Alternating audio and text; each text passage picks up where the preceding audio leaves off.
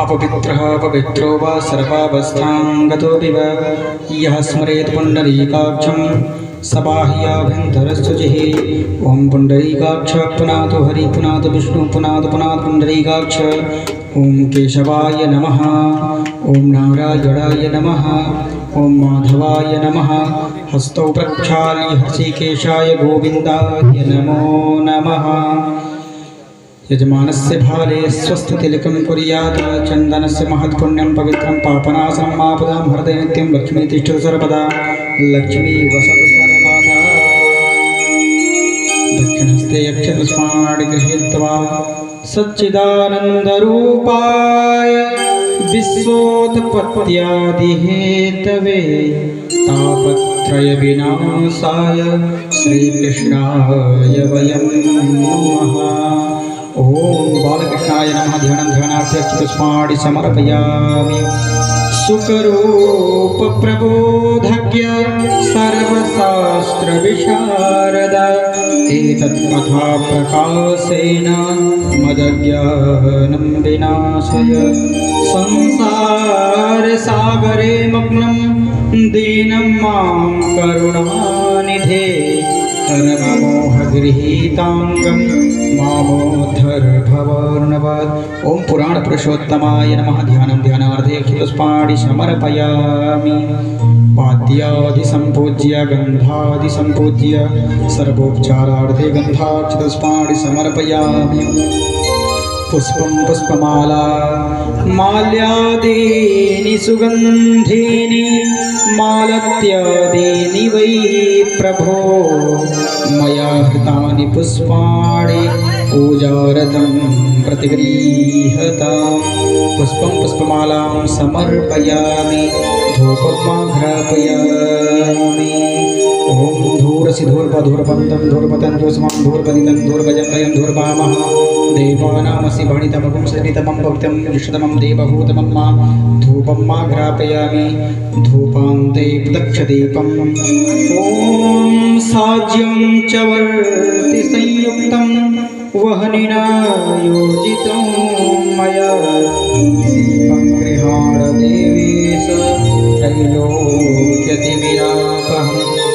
भक्त्या दीपं प्रयच्छामि देवाय परमात्मने। त्राहि मां निरयाघोर दीपज्योति नमोऽस्तुते। ॐ दीपं दर्शयामि हस्तं प्रक्षालनं नैवेद्यं निवेदयामि। ॐ नाभ्या आसीदन्तर्चरुं श्रीप्रणवदो समवर्त पद्भ्यां भोगसहस्रोका तथा लोकान् अकल्पयन् नैवेद्यं निवेदयामि। नैवेद्यान्ते आचमनीयं जलं समर्पयामि। द्रव्यदक्षिणा ओम यद्दत्तं यत्पारादानं यत्पूर्तं जाश्च दक्षिणा तादवेन वैश्वकर्मणः सुदेवे कुणदत्तायाः पूजायाः सात्पुण्यार्थे द्रव्यदक्षिणां समर्पयामि। कराभ्यां प्रदक्षिणां। यानि कानि च पापानि जन्मान्तर्गतानि च तानि सर्वाणि नश्यन्तु प्रदक्षिणां पदे पदे। कराभ्यां प्रदक्षिणां समर्पयामि। नानासुगन्धिपुष्पाणि यथा कालोद्भवानि च पुष्पाञ्जलिर्मया दत्त गृहाण परमेश्वर। प्रार्थनापूर्वकं पुष्पान् नमस्करोमि समर्पयामि। अथ व्यासपूजनम्। त्यक्त्वा सुदुस्त्यजसुरेप्सितराजलक्ष्मी धर्मिष्ठयार्यवचसा यदगादरण्यं मायामृगं दयितये सितमन्वधावत्। वन्दे महापुरुषते चरणारविन्दम्। ओम व्यासचरणकमलयोः ध्यानार्थे पुष्पाणि समर्पयामि। सभी भक्तगण अपने यथास्थान पे खड़े हो जाइए। आइए हम सभी लोग श्रीमद् भागवत महापुराण की आरती का दर्शन करते हैं। ओम ज्वाला मालिन्यै नमः। रत्नेश्वर्यै नमः। ओम मारार्ति पार्थिवगुं रजः पितुरप्रायधामभिः दिवः सदा से बृहति तिष्ठस आतवेकं वर्तते तमः।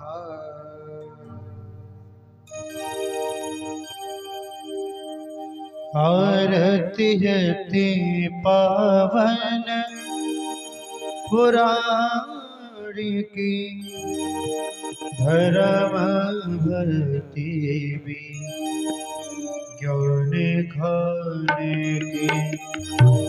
आरती अति पावन पुराण के धर्म भक्ति भी ज्ञान खाने की।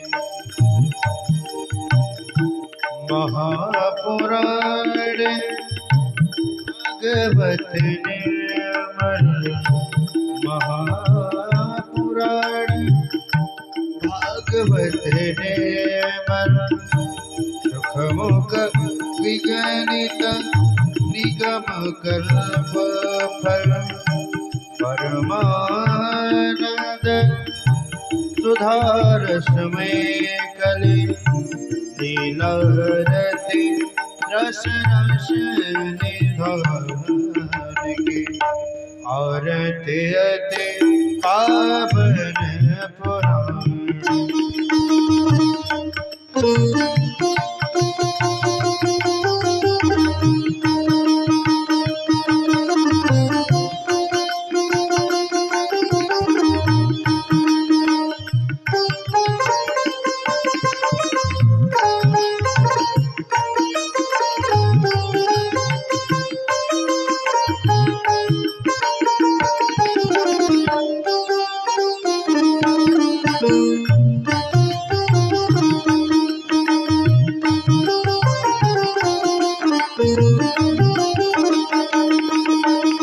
कलिमल मथन प्रताप निवारण कलिमल मथन प्रताप निवारण जन्म मृत्यु में भवै हरण जन्म मृत्यु में भवै हरण शुभ अवसर गान के। आरती हते पावन पुराण के।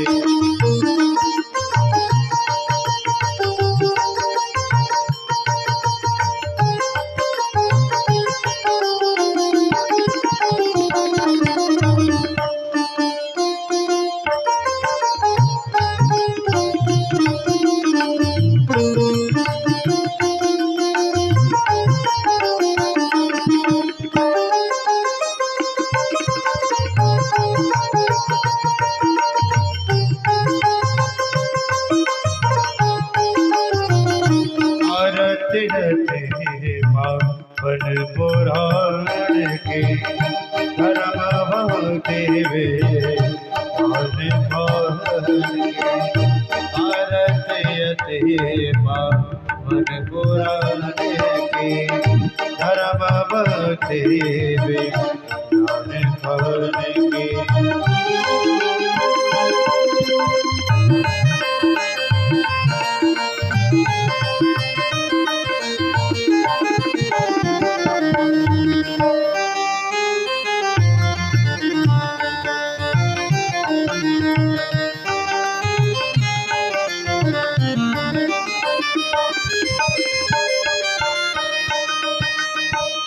परमहंस मुनि मन उल्लासन परमहंस मुनि मन उल्लासन रस कह दे रस रस विलासन होते होते रति प्रेम सुलासन कथा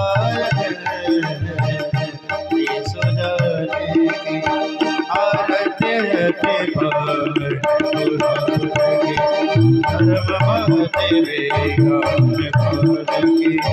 आरती पावन पुराण के।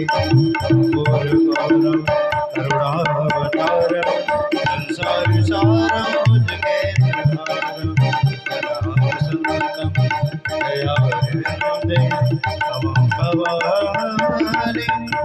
सहित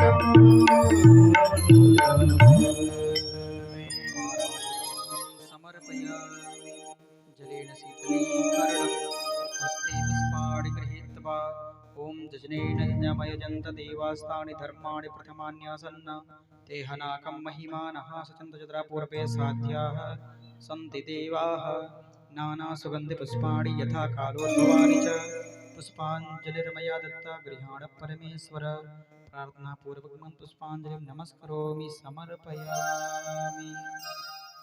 सियावर रामचंद्र की जय। श्रीमद्भागवत महापुराण की पूज्य व्यास जी महाराज की जय। समस्त ग्रामवासी एवं क्षेत्रवासी आप सभी भक्तगण अपने गृह कार्य को स्थगित करते हुए शीघ्र कथा पंडाल में पहुंचे। हम सबके समक्ष पूज्य महाराज श्री मंचासीन हो चुके हैं और यहाँ पर जो भी भक्तगण आए हुए हैं उनसे विनम्र निवेदन है कि वो लोग अपना यथास्थान सुनिश्चित करके बैठ जाएं। मैं सभी भक्तों की ओर से पूज्य महाराज श्री से आग्रह करूंगा कि हम सभी भक्तगण को श्रीमद् भागवत भगीरथी गंगा कथामृत का रसपान कराएं, जिससे हम सभी भक्तगण अपने इस देव दुर्लभ जीवन को सार्थक करें। पूज्य महाराज हरि ओम हरि ओम।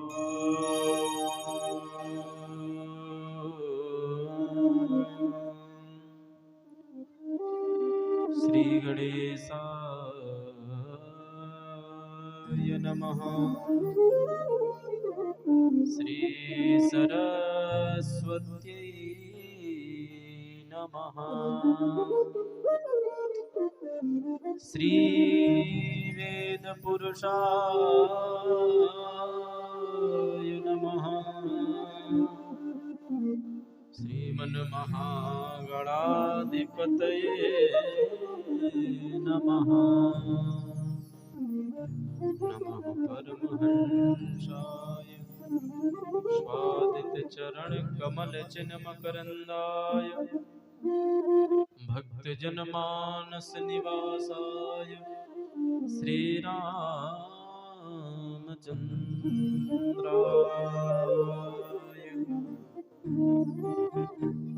श्री सीतानाथ समारंभा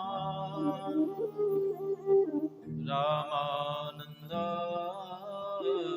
मध्यमाम् अस्मदाचार्य पर्यन्ताम् वन्दे श्री गुरु परम्पराम्।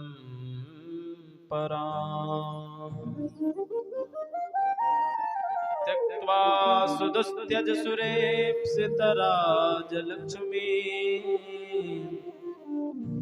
धर्मिष्ठयार्यवचसा यदगादरण्यो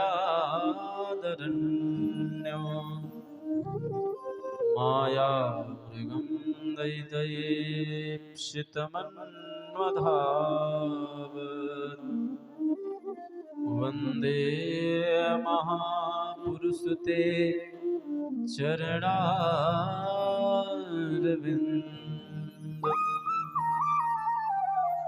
जय जय श्री राधा रमण जय जय नवल किशोर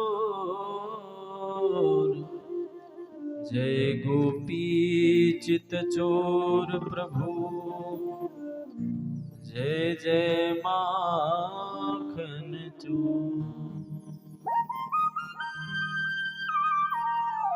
वृंदावन बिहारी लाल की भोली सांवरे सरकार की जय। आइए हम आप सभी कथा में प्रवेश करें।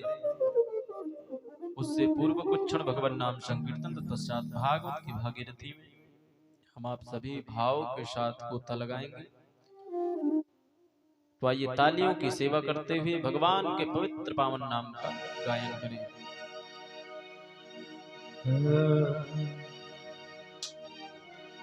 हरे राम राम राम सीता राम राम राम हरे राम राम राम सीताराम राम हरे राम राम राम सीताराम राम राम राम राम सीताराम हरे राम हरे राम हरे राम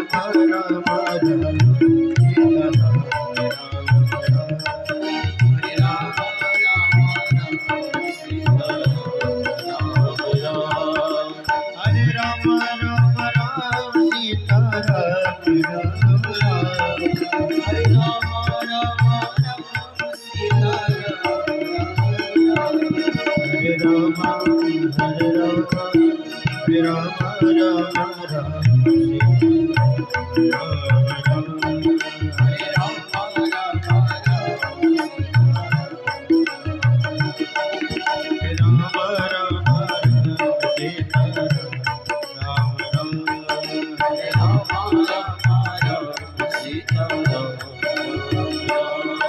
हरे राम राम राम सीता राम राम राम हरे राम राम राम सीता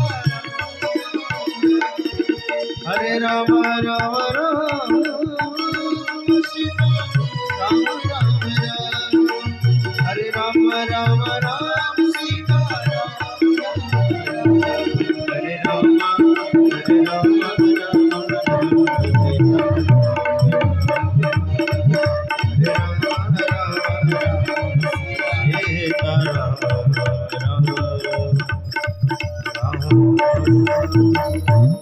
बोली वृंदावन बिहारी लाल की जय हो अयोध्या धाम की जय हो भागवत भगवान की जय हो जय जय श्री राधे श्याम।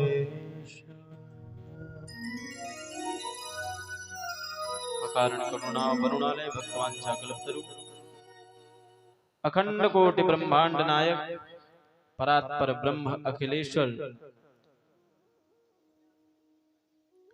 परमपिता परमेश्वर कर्तुम अकर्तुम अन्यथा कर्तुम सर्वशवन्तुमान भगवान बालकृष्ण की वांगमयी भावमयी शब्दमयी प्रतिमूर्ति श्रीमद्भागवत महापुराण समुपस्थित श्रोतृवृंद भक्ति स्वरूपा माताओं नन्हे मुन्ने प्यारे बच्चों मंच पर उपस्थित वैदिक विद्वान एवं संगीत के आचार्यों की पवित्र पावन उपस्थिति में हम आप सभी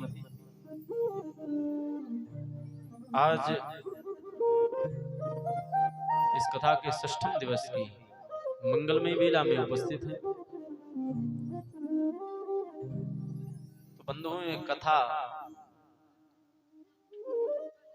ये भागवत ये सत्संग जीवन में हमें तब प्राप्त होता है जब भगवान हमारे ऊपर कृपा करते हैं, अनुग्रह करते हैं, करुणा करते हैं,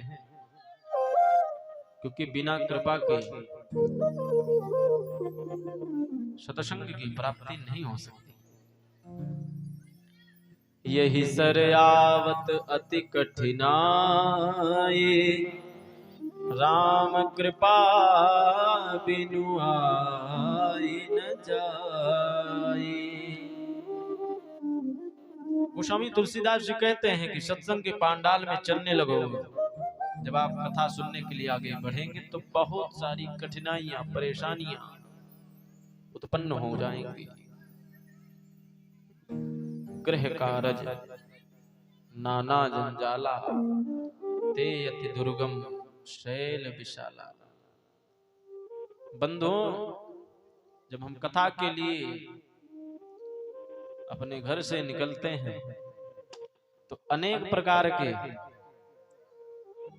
व्यवधान आने लगते हैं कि आज तो भी 6ठा दिन है, एक दिन और बचा है, 7वें दिन पहुंचेंगे। लेकिन बंधुओं इस समय चक्र बहुत ही तीव्र गति से चलता है, तो हमें समय के रहते हुए अपने समस्त कार्यों को संपन्न करना चाहिए। ये हमारा प्रथम ध्येय होना चाहिए। कोई समय यदि किसी का निर्धारित किया गया है तो उसी समय के अनुरूप हमें अपने कार्य को संपन्न कर लेना चाहिए। और जब समय के बाद में हम कार्य को संपन्न करते हैं तो बड़ी कठिनाइयां होती, परेशानियां होती हैं। उसी प्रकार भगवान ने मानव तन दिया, किस तन से भगवान का भजन हो, कीर्तन हो, कथा सुनी जाए। लेकिन हम अन्यत्र अपने इस मानव जीवन को लगाते हैं, जीवन भर व्यस्त रहते हैं। और व्यस्त रहना ही पड़ेगा, क्योंकि मानव तन है, कोई पशु का तन तो है नहीं। मानव तन हमें परमात्मा दिया है। व्यस्त रहिए। व्यस्त जो रहता वही मस्त रहता, जो मस्त रहता वही स्वस्थ रहता है। व्यस्तता होनी चाहिए, लेकिन केवल काम की व्यस्तता हो, भगवान के नाम के प्रति हमारा कोई आकर्षण ना हो, कथा के प्रति, सत्संग के प्रति कोई आकर्षण ना हो, तो सब व्यर्थ है।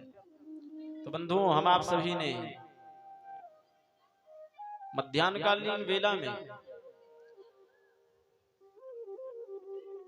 आज सारी गोपियां भगवान से यही निवेदन कर रही, प्रार्थना कर रही हैं कि प्रभु ये जीवन आपके लिए हमने समर्पित कर दिया है, सौंप दिया है। और इस जीवन के प्राणाधार आप ही हो। संसारी तो कुछ दिन के लिए बीच में बने हुए हैं, बाकी हमारा आपका संबंध तो जन्म जन्मांतर का है। जब हम मानव तन प्राप्त नहीं किए रहते हैं, तब भी भगवान का संबंध जीवात्मा से रहता है। मानव तन मिल जाता है, हमारा विवाह शादी हो जाता है।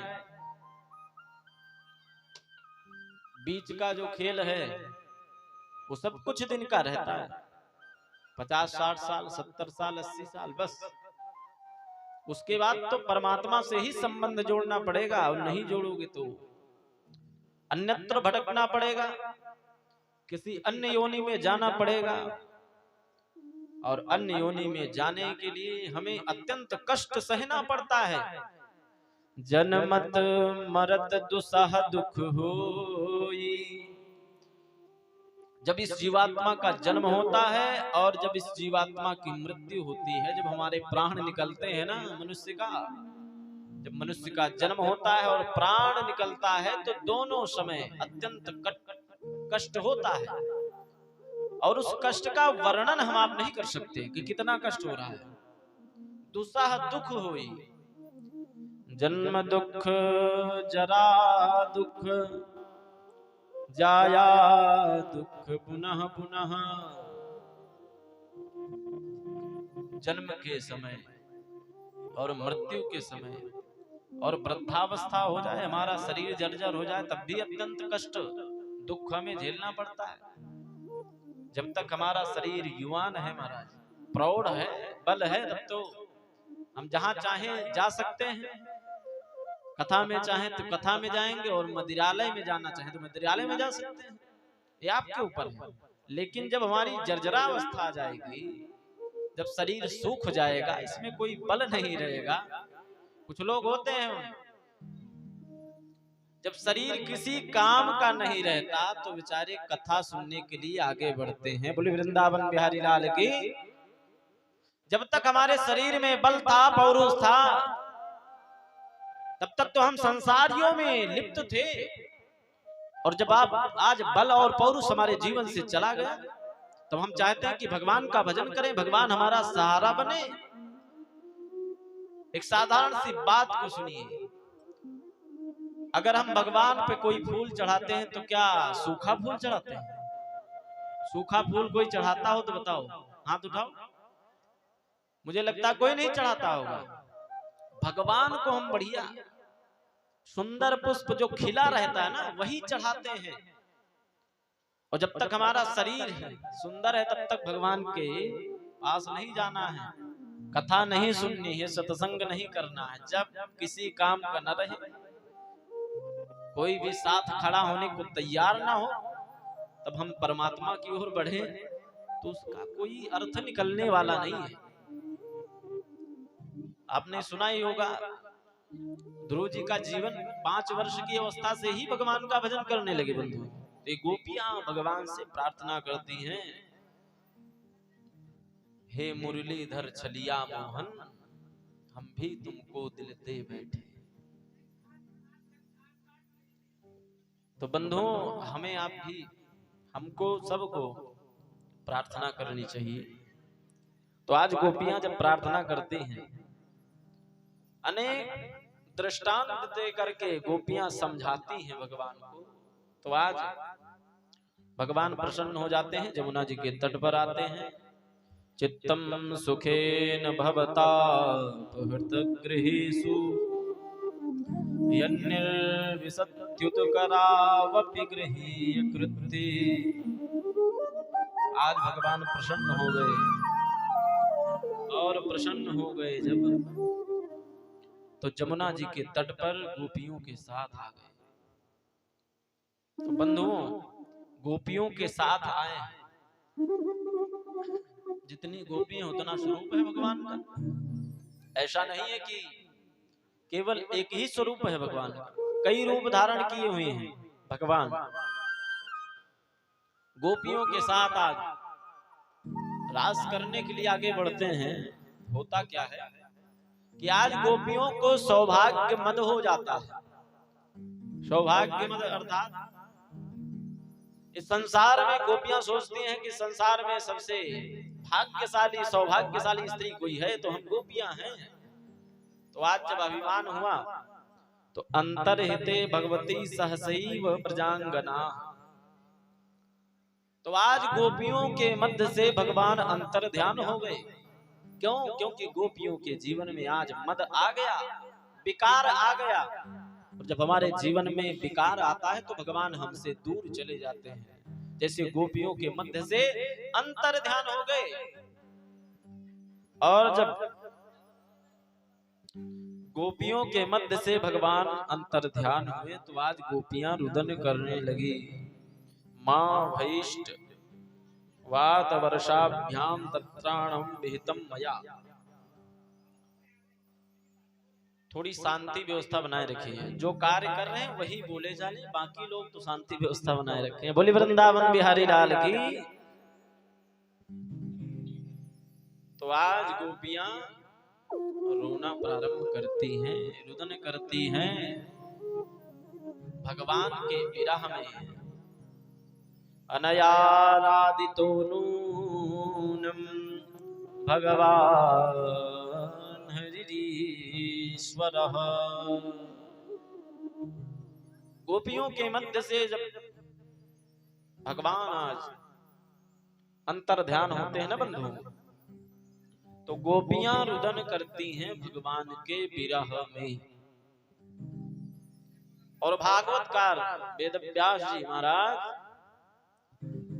गोपी रो रही हैं, लेकिन यहाँ पर निर्माण हो रहा है गोपी गीत का।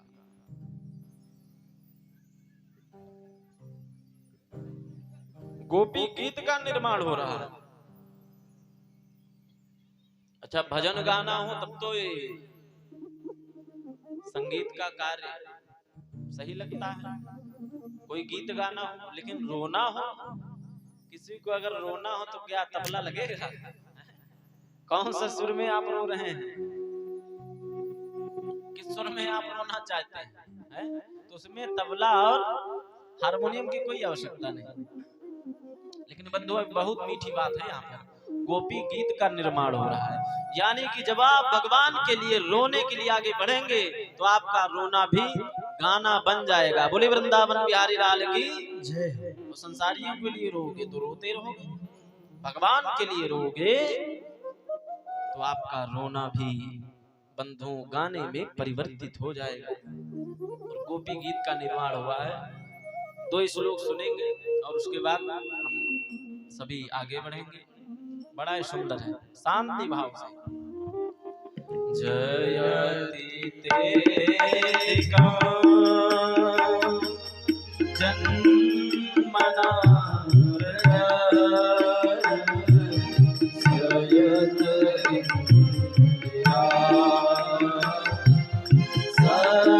सरस्वती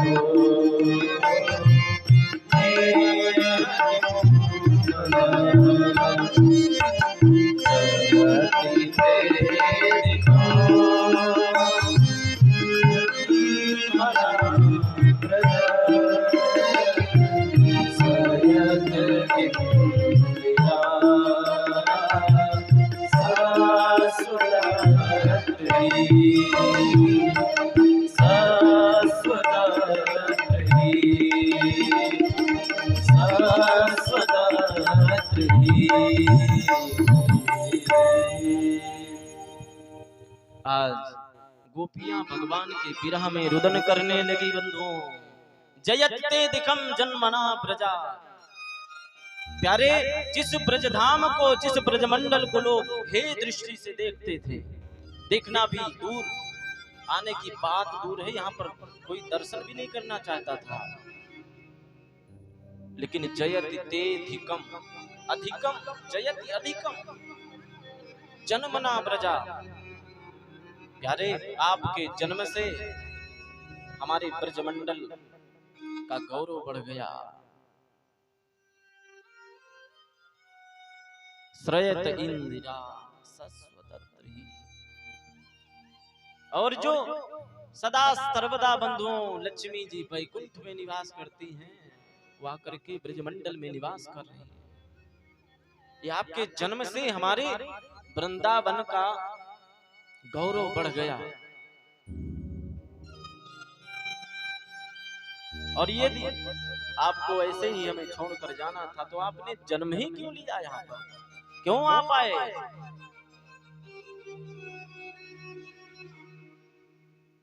और जब तृणावर्त, शकटासुर, पूतना, अघासुर, बकासुर, अनलासुर जैसे कई दैत्य कंस ने भेजे, तब आप हमें बचाने क्यों आए प्रभु? हमें मर जाने देते? क्यों आपने हमारे प्राणों की रक्षा की? और जब इंद्र कुपित हुआ ना, तो उसने एक संकल्प लिया कि सारे ब्रजमंडल को, वृंदावन धाम को आज सारे ब्रजवासी जितने भी हैं उनको डुबो करके मार देना है, कोई जीवित ना बचे। और उस समय आपने गोवर्धन पर्वत क्यों धारण किया? विष जलाप्ययात व्याल राक्षसा, बड़े बड़े राक्षस आए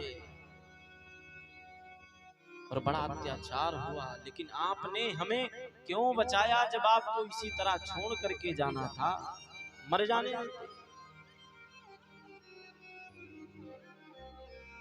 और ये गोपियां कोई साधारण गोपी नहीं बंधु, कह रहे हैं प्रभु हम जानते हैं कि आप केवल यशोदा नंदन नहीं हैं, आप तो सभी प्राणियों के हृदय में अंतर्यामी रूप से बसते हैं, सब कुछ जानते हैं।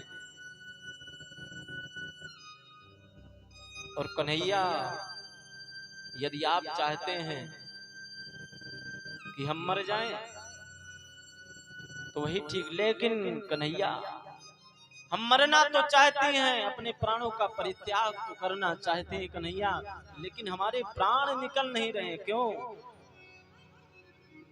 तब कथामृतम तप्त जीवनम, हमने आपकी अमृतमयी कथा सुनी है, इसीलिए हमारे प्राण नहीं निकल रहे।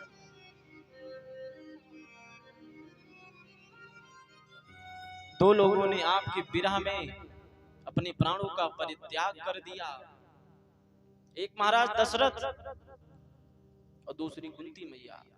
जैसे ही महाराज दशरथ को पता चला ना कि मेरे प्रभु राम अब वन को छोड़ करके घर नहीं आएंगे ना, तो आज महाराज दशरथ ने अपने प्राणों का परित्याग कर दिया। राम राम कहि, राम कहि, राम राम कहि राम, तनु परिहरि रघुवर विरह, राव गयो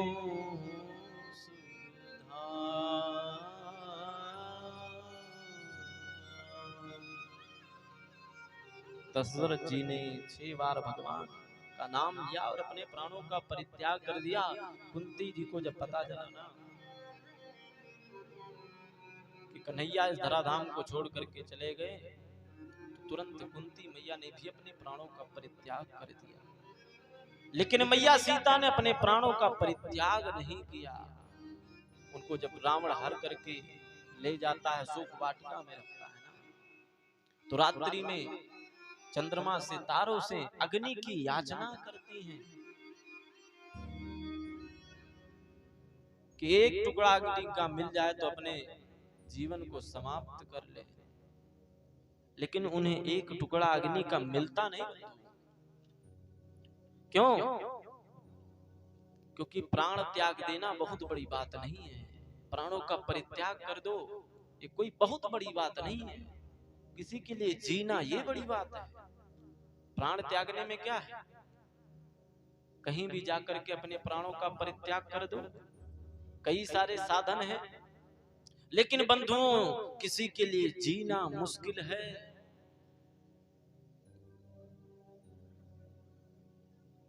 और ये गोपियां आज रुदन कर रही हैं, भगवान के विरह में रो रही हैं, कह रही हैं कि हमने आपकी कथा सुनी है, अमृत का पान कर लिया, इसीलिए हमारे प्राण निकल नहीं रहे।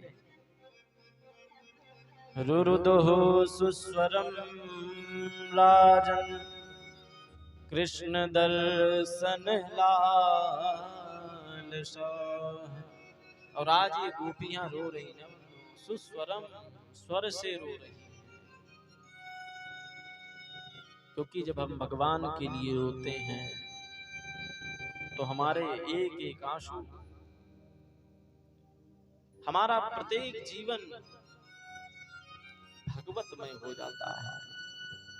और गोपियां ढूंढते ढूंढते कन्हैया के विरह में लताओं से, पत्तों से, वृक्षों से पूछ रही हैं कि आपने मेरे कन्हैया को देखा कहीं?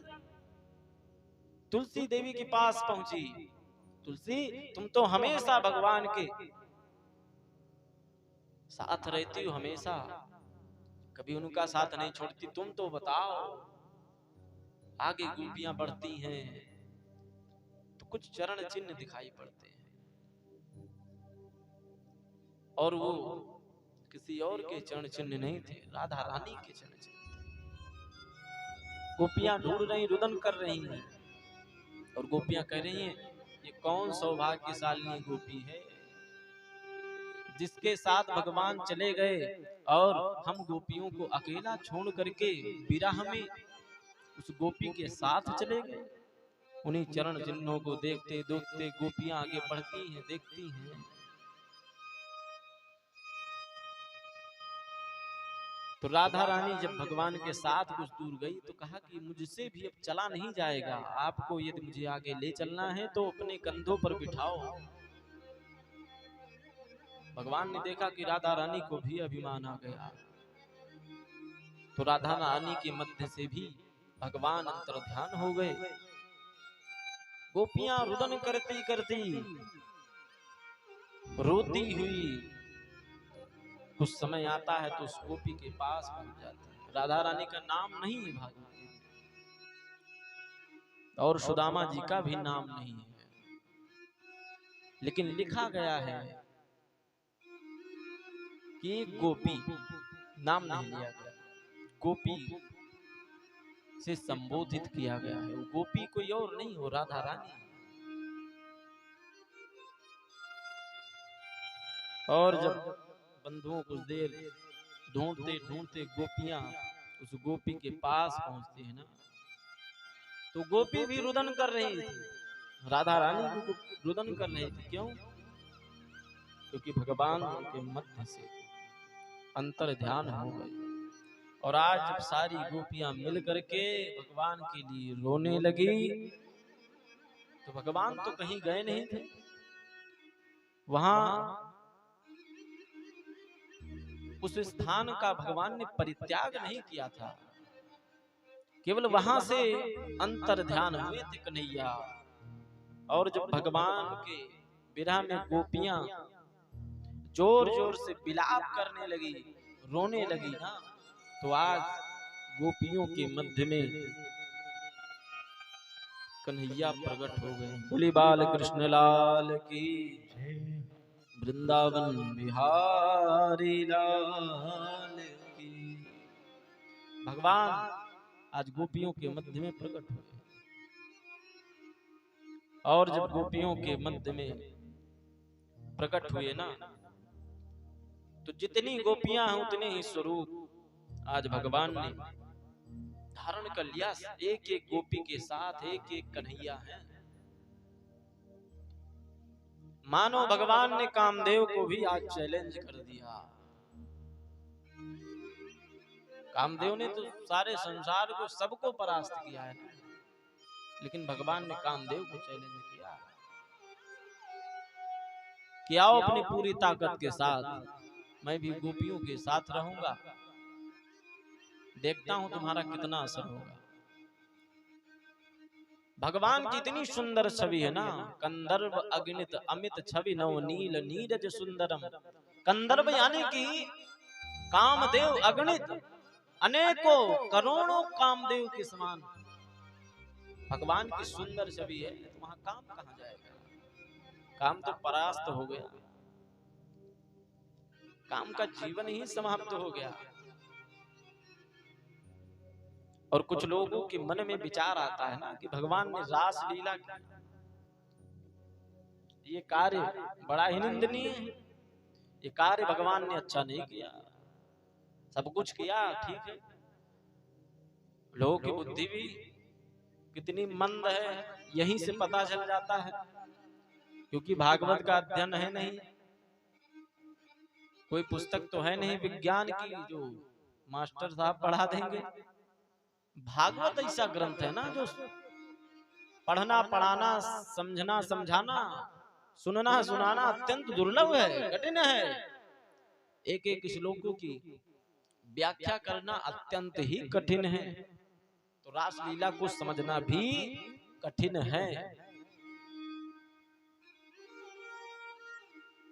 रासलीला को हे दृष्टि से मत देखिए, क्योंकि भगवान जब 6 दिन के थे तो उन्होंने कालकूट नामक विष का पान किया था, जो पूतना अपने स्तनों में लगा करके आई थी। 6 दिन के थे,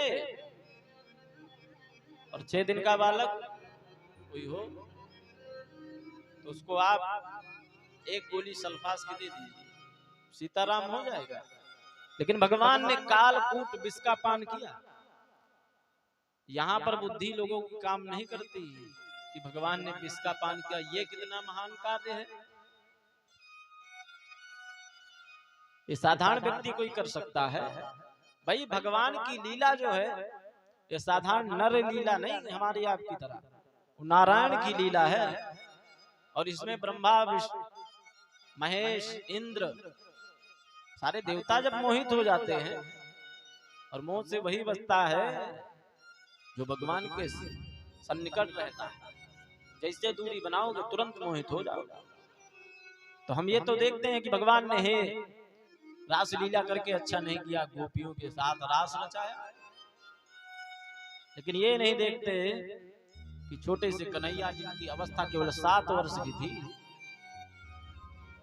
और उन्होंने 7 कोस लंबा 7 कोस ऊंचा 7 कोस चौड़ा इतना विशाल का है गोवर्धन पर्वत अपने बाएं हाथ की कनिष्ठिका उंगली पर केवल धारण किया, उंगली के नख पर। और कोई 7 वर्ष का बच्चा हो उससे कुछ उठाने को मत कहो, केवल बोल दो कि 7 दिन अपना बायां हाथ ही उठाए रखो, नहीं उठा पाएगा। और हम चलते हैं भगवान की बराबरी करने, भगवान ने ये किया तो मैं क्यों ना करूं। वो भगवान है समर्थ को नहीं दोष गोसाई। तो ये नारायण की लीला है, ये कामियों के बस की बात नहीं कि इसको समझ जाएं। जिसके जीवन में काम ही भरा है वो समझ नहीं सकता, उसके जीवन में सारा संसार काममय दिखता है, जहां जाएगा वहीं काम की कामना करेगा। हर यत्र तत्र सर्वत्र वो सारा संसार काममय देखेगा। क्या देखेगा कि भगवान क्या कर रहे हैं, गोपियों का पूर्व जन्म क्या था, कहां का प्रसंग है, भगवान ने किसको क्या वचन दिया था।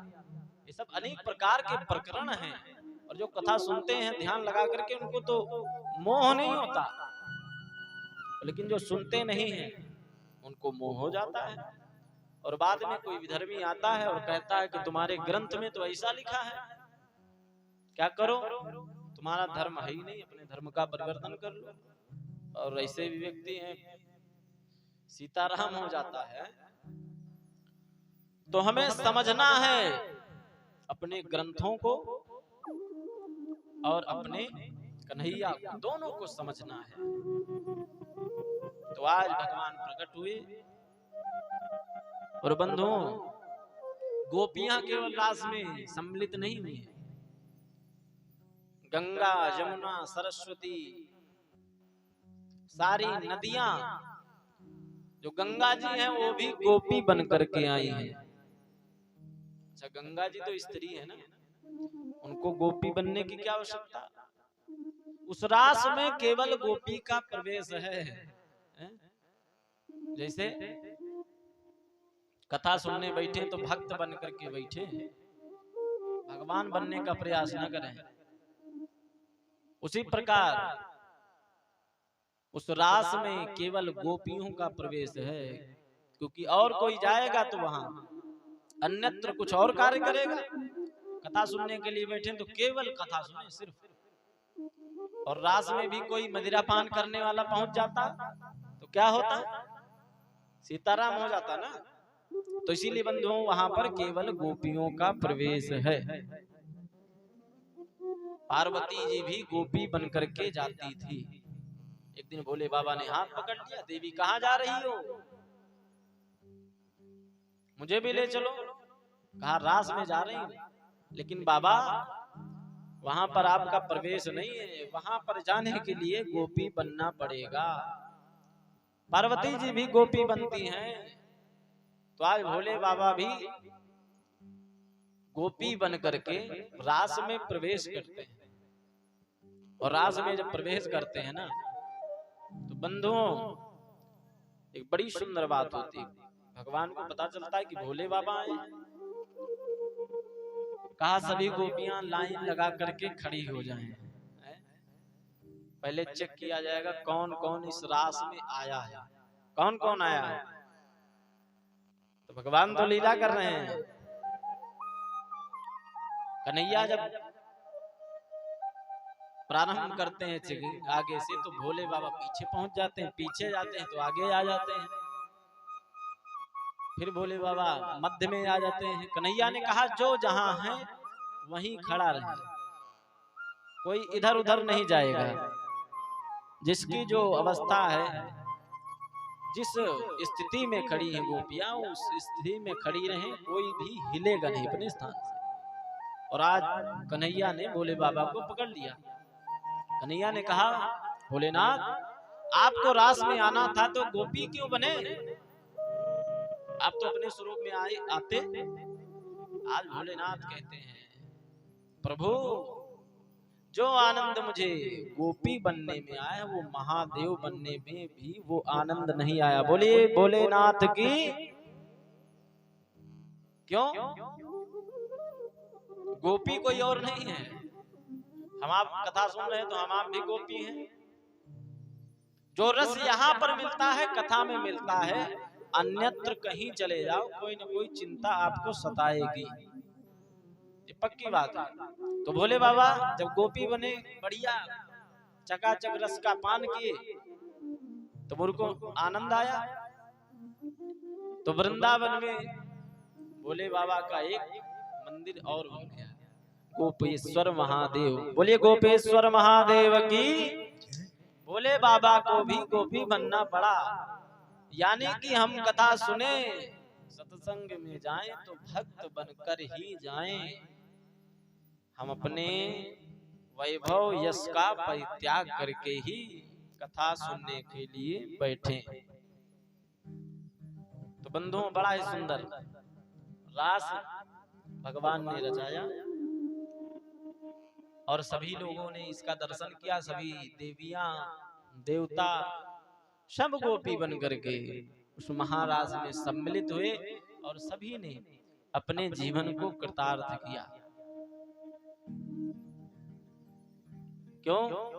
क्योंकि जीवन का एक ही लक्ष्य होना चाहिए, लेकिन हम अनेक लक्ष्य बना लेते हैं। लक्ष्य एक ही होना चाहिए। तो आज वृंदावन में बड़ा ही सुंदर रास रचा है। बोले बांके बिहारी लाल की, वृंदावन धाम की। हो रास रचो है, रास रचो है, आज सखी वृंदावन में रास रचो है, रास रचो है, रोस रचो है। आज सखी वृंदावन में रास रचो है, रास रचो है, रोस रचो है। आज सखी वृंदावन में रास रचो है।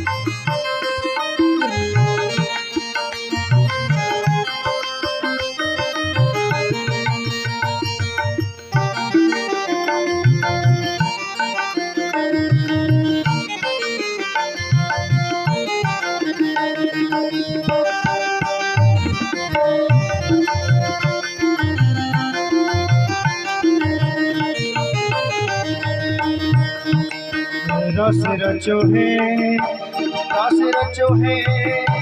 आज सखी वृंदावन में रास रचो है, रास रचो है, रास रचो है। आज सखी वृंदावन में रास रचो है। जरा तो उठाओ दोनों हाथ, आज मीठी मीठी तालियों के साथ। आज ऐसे कोई दिखाएगा नहीं है कि साथ रास रचा रही हम सभी को। बोले माँ की बिहारी लाल की। रास रचो है, रास रचो है। आज सखी वृंदावन में रास रचो है, रास रचो है, रास रचो है। आज सखी वृंदावन में रास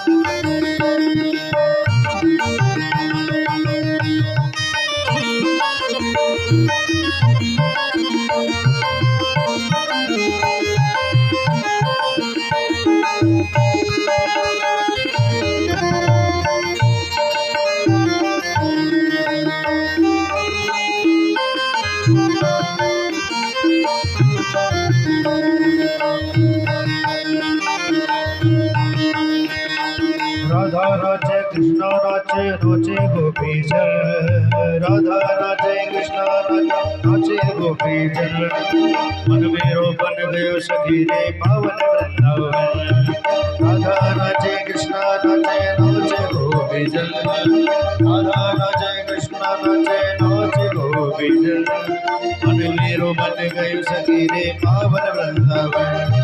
रास रचो है, महारास रचो है, रास रचो है, महारास रचो है। आज सखी वृंदावन में रास रचो है, रास रचो है, रास रचो है। आज सखी वृंदावन में रास रचो है।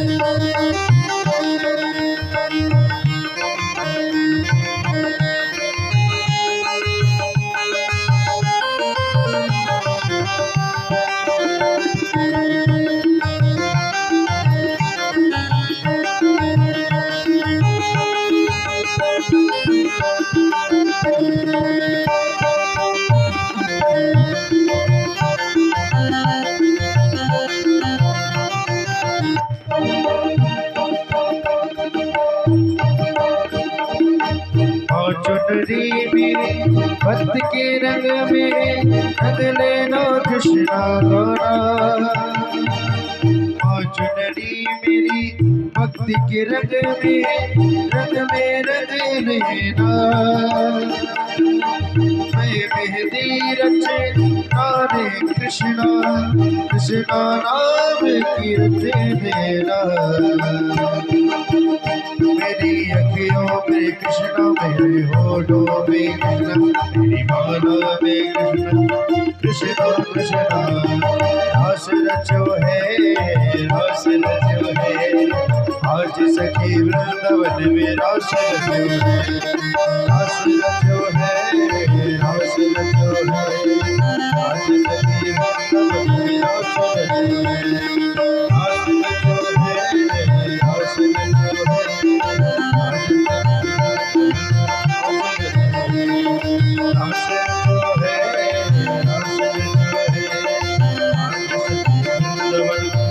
रचो है।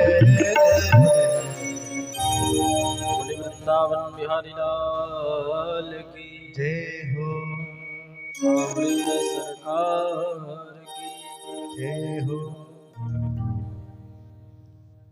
आज भगवान की रासलीला संपन्न हुई।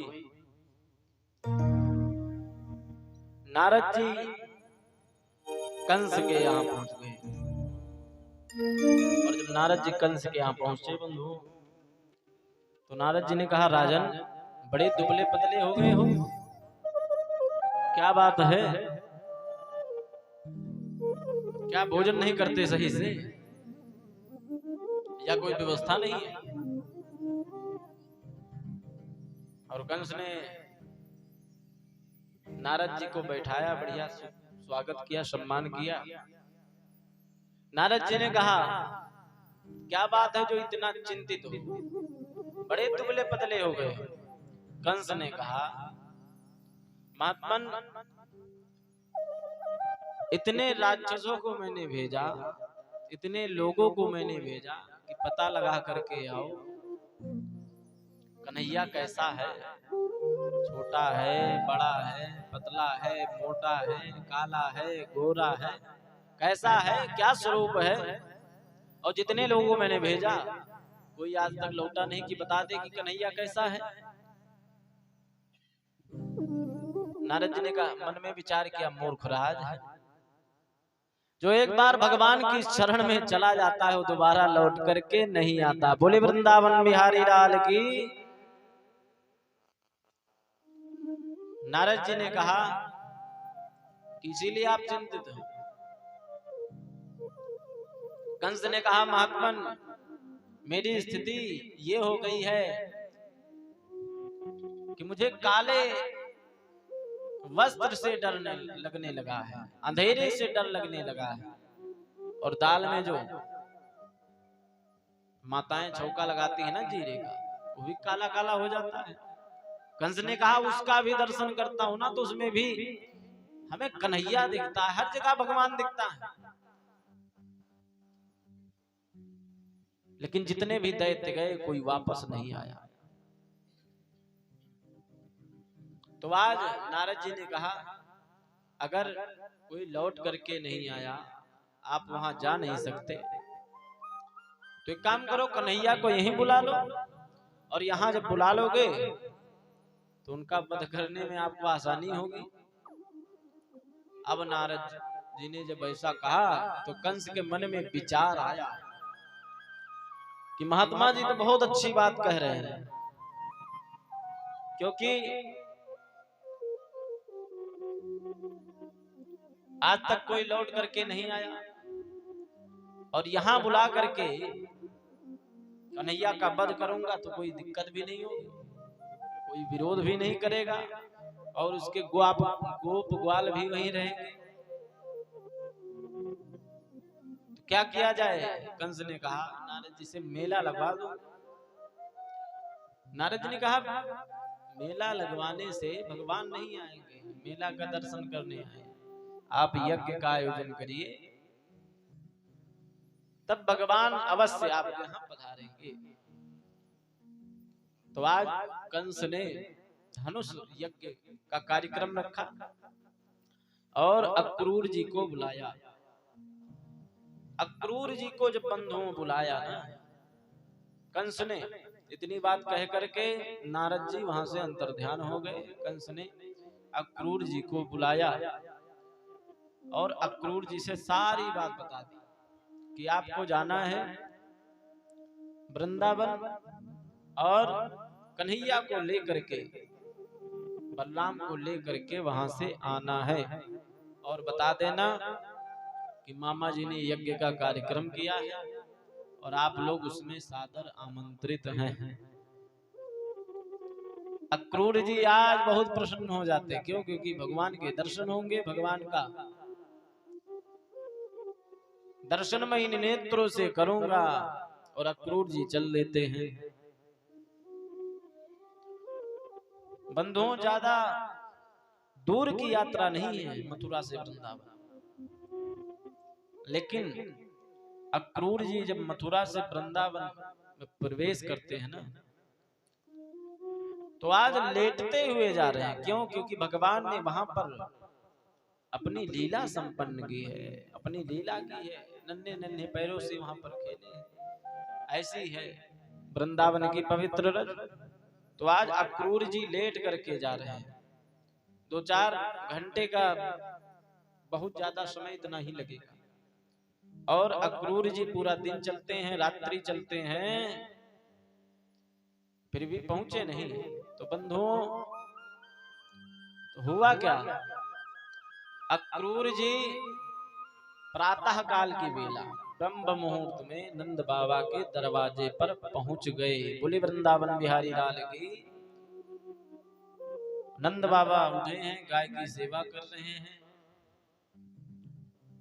कन्हैया बलराम भी नंद बाबा के साथ गौ की सेवा कर रहे हैं, प्रणाम कर रहे हैं, अपने धर्म का पालन कर रहे हैं। अक्रूर जी को देखा नंद बाबा ने तो कहा इनको भी प्रणाम करो, आपके चाचा हैं।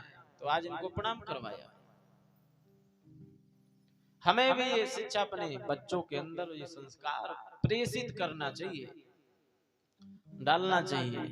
क्योंकि जैसे संस्कार हम अपने बच्चों के अंदर डालेंगे वैसा ही बच्चा सीखेगा। जब हम बताएंगे किसी प्रणाम करो तो करेगा ना, मना तो करेगा नहीं, प्रणाम उसको करना ही पड़ेगा। छोटे से ही अपने बच्चों को संस्कारित करते रहिए।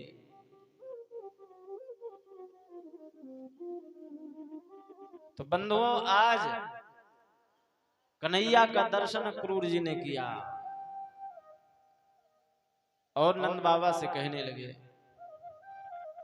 मुझे महाराज कंस ने भेजा है, कन्हैया के मामा जी ने, और मैं कन्हैया और बलराम जी को लेने आया हूं। नंद बाबा ने कहा कि लेने आए हो ठीक है, लेकिन कोई कारण तो होगा। किस कारण से लेने आए हो? कोई बात है, कोई कार्यक्रम है? तो अक्रूर जी ने कहा मामा जी ने धनुष यज्ञ का कार्यक्रम किया है और उसमें कन्हैया और बलराम जी को आमंत्रित किया है, इनको ले जाना है। बाबा ने कहा कन्हैया बलराम अकेले नहीं जाएंगे, और किस अधिकार से कंस ने भेज दिया है। और जब ऐसी बातें नंद बाबा करने लगे अक्रूर जी से, तो अक्रूर जी ने कहा बाबा, जिन बालकों से आप इतना ज्यादा प्रेम स्नेह कर रहे हो ना, ये आपके पुत्र नहीं है, ये तो वसुदेव और देवकी के पुत्र हैं। जिनसे इतना प्रेम इतना मोह कर रहे हो ना, जब ये छोड़ करके जाएंगे तो आपको बहुत रोना पड़ेगा, बहुत परेशान होना पड़ेगा। इसीलिए मोह का परित्याग कर दीजिए आप और इन्हें मथुरा भेज दीजिए। ये आपकी संतानें नहीं, आप केवल पालने वाले हैं। यशोदा जी पालने वाली हैं केवल माँ, और जन्म देने वाली माँ तो देवकी हैं, यशोदा जी नहीं है। यशोदा जी ने केवल कन्हैया का पालन किया है और कुछ किया नहीं। और जब अक्रूर जी इन वचनों को नंद बाबा से कह रहे थे ना, तो यशोदा जी भी सुन रही थी। और जब सुन रही थी तो एकदम आज यशोदा जी को लगा कि मेरे प्राण निकल जाएंगे। क्यों? आश्चर्य की बात हो गई, जिस कन्हैया को मैंने लाड से इतने प्यार से पाला वो मेरा पुत्र नहीं है, वो हमारा संतान नहीं है। मैं उसे पालने वाली माँ हूँ, जन्म देने वाली माँ देवकी है। और आज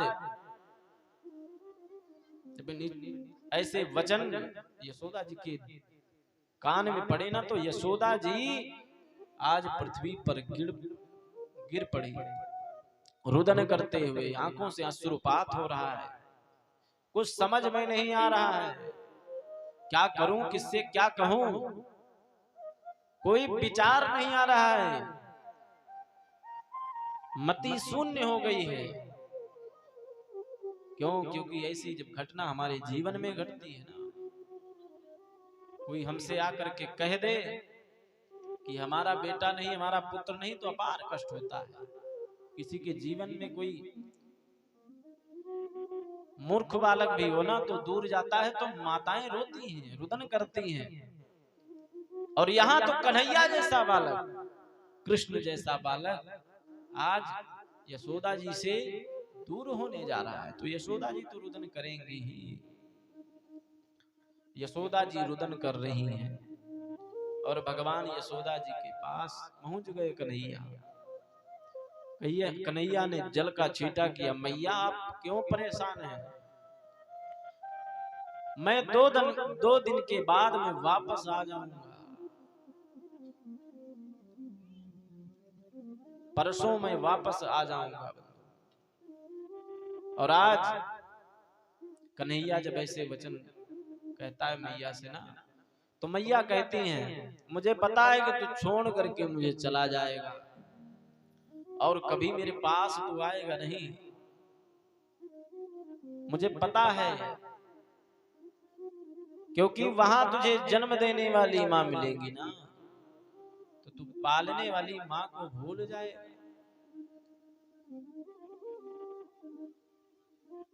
और तू अपने मैया की गोद में बैठेगा, वहां पर 56 प्रकार का भोग तुझे मिलेगा, नौकर चाकर मिलेंगे।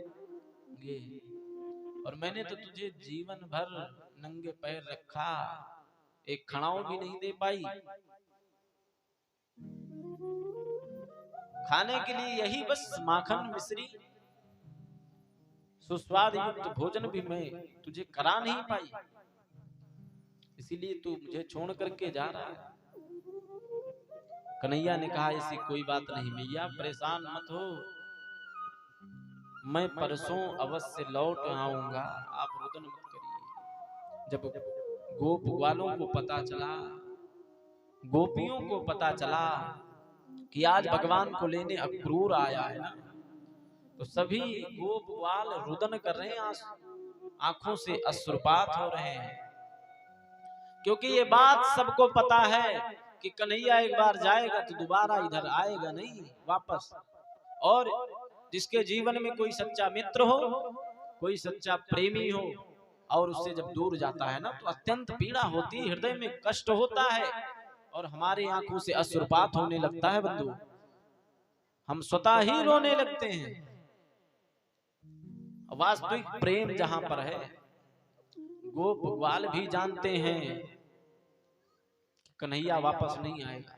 और गोपियों को जब पता चला ना, तो गोपियां आज ब्रह्मा जी को कोसने लगी, बंधु इसका नाम आपने अक्रूर क्यों रख दिया, इसका नाम तो आपको क्रूर रखना था। इतना निर्दयी व्यक्ति जो हमसे हमारे कन्हैया को दूर ले जाना चाहता है। कन्हैया हमारे सामने खड़ा रहे ना, और जब ये पलकें झपक जाती हैं ना, तो हम इन पलकों को दोष देते हैं। करे दुष्टे, तूने कन्हैया के दर्शन में बाधा पहुंचा दी, और आज ये अक्रूर कन्हैया को हमसे दूर ले जाने के लिए आया है। और आज ब्रह्मा जी को कोसने लगी गोपियां। अहो विधातस्तव न क्वचिदया संयोज्य मैत्र्या प्रणयेन देहिनः ताश्चाकृतार्थान् वियुनङ्ग्य पार्थकम् विक्रीडितं तेर्भगचेष्टितं यथा। अरे विधाता, तुझे दया नहीं आई? पहले तो तू संसार में दो लोगों को आपस में प्रेम के बंधन में बांध देता है, और संयोज्य मैत्र्या प्रणयेन देहिनः, उसके बाद जब प्रेम का संबंध गहरा हो जाता है तो उन्हें दूर कर देता है। दूही का रूप धारण करके आया है, और आज सब पूरा ब्रजमंडल उदास है, पूरा जितने भी लोग हैं वृंदावन के सब रुदन कर रहे हैं।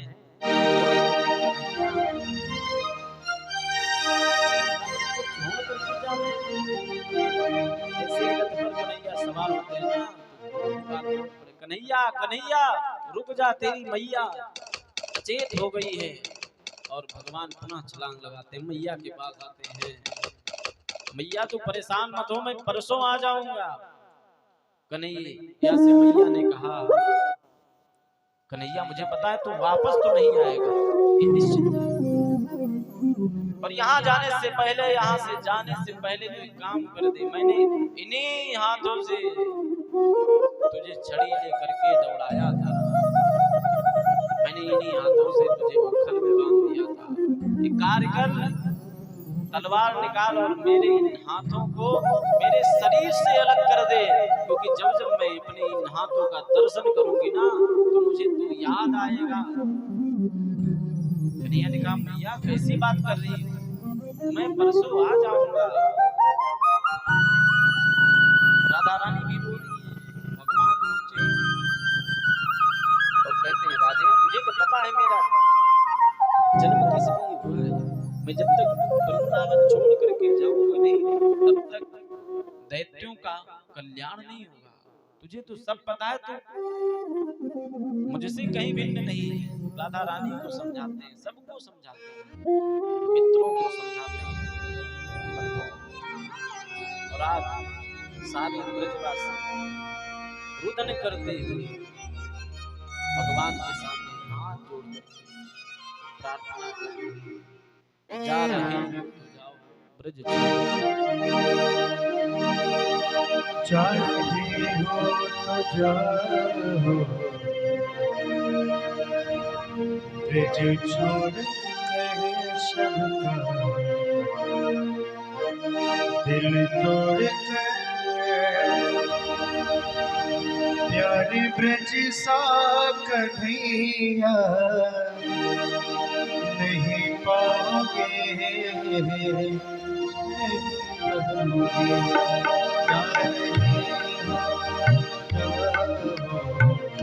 ब्रज छोड़ कर सबका दिल तोड़ कर, प्यारे ब्रज सा कन्हैया नहीं पाओगे।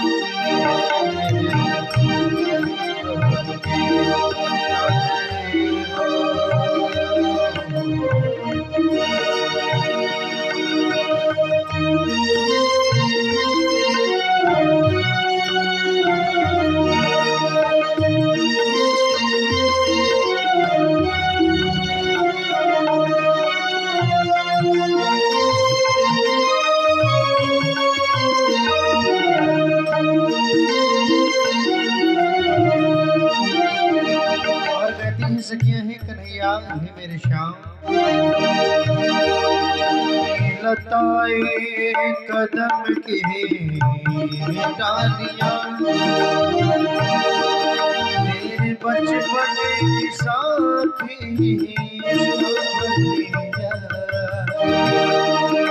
लताए कदम की मेरे बचपन की सावरिया, कुछ गलियां कन्हैया नहीं पाओगे।